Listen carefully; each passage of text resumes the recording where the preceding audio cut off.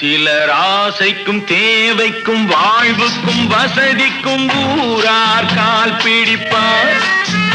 ஒரு மானமில்லை அதில் ஈனமில்லை, அவர் எப்போதும் வால் பிடிப்பார்.